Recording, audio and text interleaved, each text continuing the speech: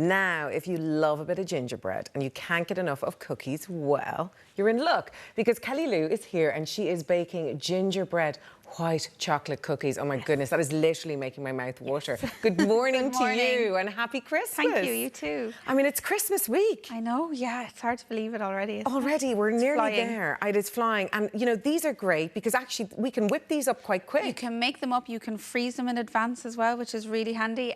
Santa loves them, so they're a nice one to make with the kids right before on Christmas Eve.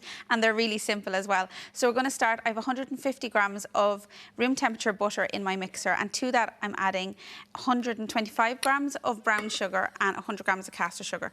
And the brown sugar gives it that nice, chewy, kind of caramel taste, so that's why we like brown sugar. The funny thing is, anytime I'm zipping around the supermarket, I'm always told by family, pick me up some cookies, you know? Yeah. But isn't it wonderful that you can just do them at home and they're actually, you know, made with love? So easy, yeah, and they're really nice, like a gift to give people. They're lovely to have when people come over to the house, you know, and the smell as well.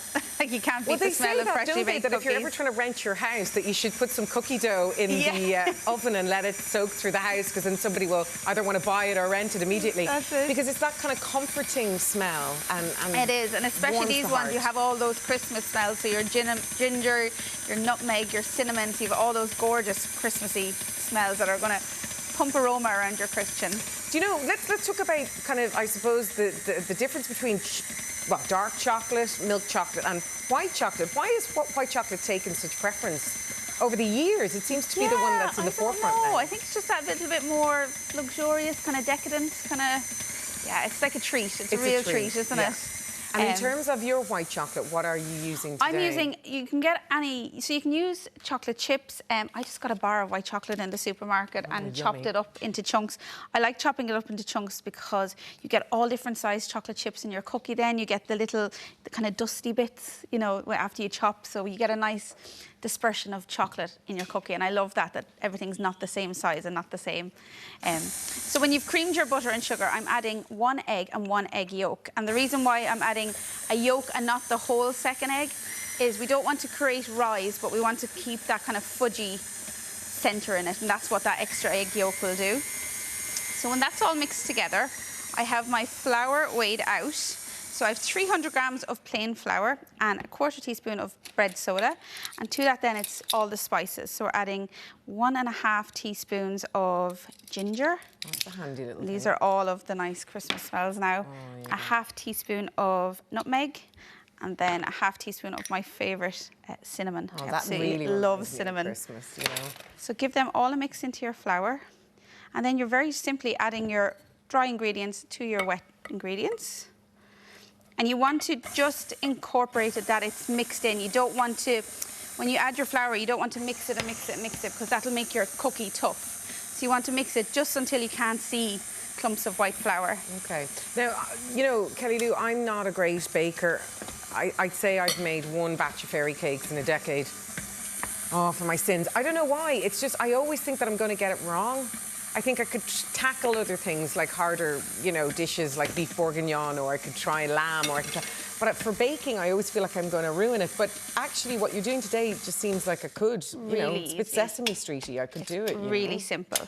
So you can, what I do, I only add about 3/4 of my chocolate chip because we want to add some extra chocolate chips as well in the end. So when your dough is all together...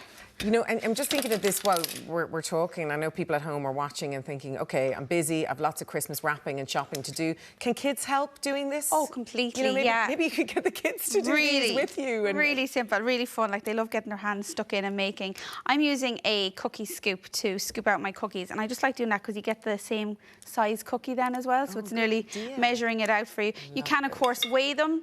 For these size cookies, your cookie dough ball is about 80 grams. So if you want to weigh them that way. When I have them all scooped, then my extra chocolate, I like to just push some extra chocolate chunks on the top.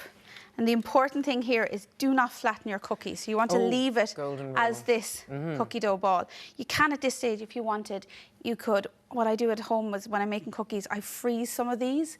So then if I have someone coming over last minute or I want cookies last minute, I just take this out of the freezer and pop it on the oven tray and into the oven. So that's all the work done. So you could do these ahead of Christmas Eve. You could have them ready earlier in the week, pop them in the freezer. Now, Kelly Lou, this might be a stupid question, but can you stick like Smarties or other things in there Anything if you you decided, want. you know what, I love white chocolate, but it's not my favourite. I love Smarties in mine. Yeah, or that's I love... the best thing about cookies. You can add anything you want. You can leave out the spices, add in chocolate chips, Smarties, some nuts would be really nice as well. So you can swap and change as much as you want, which is fun for kids as well because they can put what they like onto it. I can't believe they're that easy to do. So simple. They're great. So you can then, your best, because when you put these in the oven, they'll spread.